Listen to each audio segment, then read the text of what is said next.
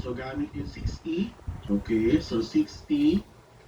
So, pag nakuha natin yung LCD, divide muna natin sa denominator and then i-multiply sa numerator. 60 divide 2, that is 30 times 1. So, that is 30. Plus, 60 divide 3, that is 20 times 1. 20 pa din. Plus, 60 divide 4, so that is 15 times 1, so 15. Plus, so 60 divide 5, that is 12 times 1, so 12. Plus 60 divide 6, so that is 10. Okay, so what we're going to do, add lang natin.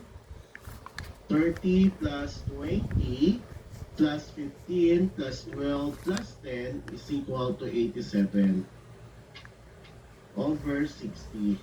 So ito pwede natin i-lowest term to, ng 87 over 60. So pwede maging 29, diba? Kasi pwede sila i-divide sa 3, no? Yung 87 saka 60 over 20. Or, pwede natin i-mix number yung sagot natin. 1